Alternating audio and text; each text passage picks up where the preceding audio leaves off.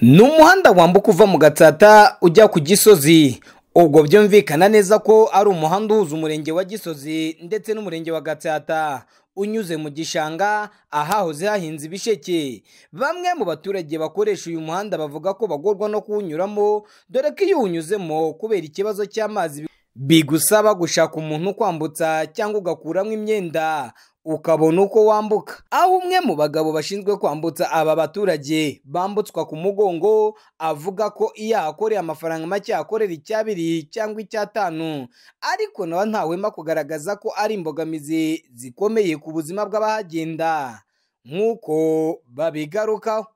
Hano ngiye mpageze nambutsa abagenzi kubera amazi aba yuzuye, nkakorera ibyo biceri ubundi kugira ngo nyine nabo batangiza abiri, biterwa n'ukuntu nyine nawe yumva ashaka kuguhereza hiriwe.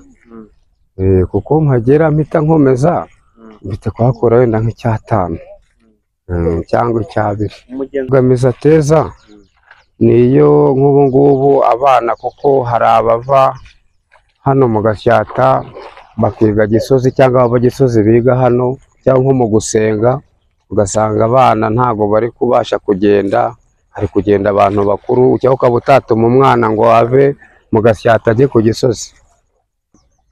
Hano muri Gisozi imbogamizi tugira z'amazi nyine, imvura yaguye ari nyinshi ahantu haruzura cyane ku buryo no kuhanyura biba ikibazo. Abantu hano hari abantu baba baheka abantu mu mugongo babambutsa amazi, iyo batabonetse nk'abantu b'abakecuru, abantu bageze mu zabukuru, ntago bahaca bazenguruka ku Kinamba ku Rwibutso. Ariko ahantu bakoze hagatungana akagenda neza, ni ibintu twakwishimira cyane nk'abaturage batuye aha ngaha muri Gisozi, kuko hano ni ahantu hadufasha cyane. Iyo dushaka nko kwambuka tujya Nyabugogo duturutse ku Gisozi biratworohera.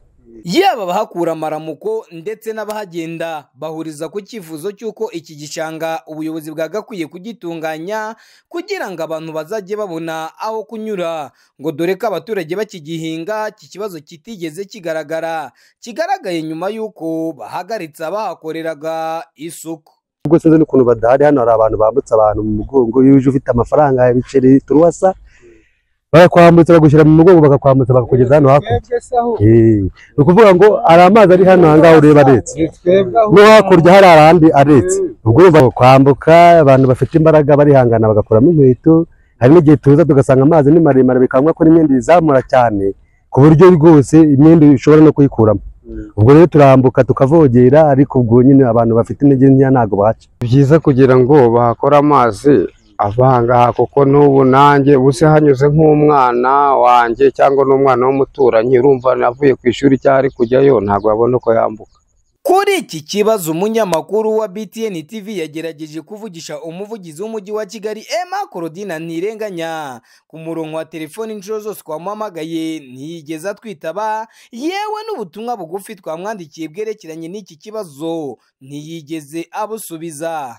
Gusa abaturage ntibahwema kugaragaza ko mu gihe iki kibazo gikomeje kugaragara aha, bamwe bazajya bagorwa no gutaha, aho dusanga n'abana bari kujya kwiga bari kubura uburyo bwo kugenda, kuko kunyura muri aya mazi usanga bisaba ko abana babanza kubaheka kugira ngo babambutse. Ari byo byaje kuba ku mukobwa wari ugiye kwambuka muri aya mazi, abonye kwambuka bimugoye asaba umugabo wari uri aho hafi kumwambutsa, nawe amuca ibiceri 200 amutera umugongo aramwambutsa. Ari byo baboneyeho gusaba ko iki kibazo cyagakwiye gukurikiranwa hakiri kare kubera ko imvura ikomeje kugenda yiyongera.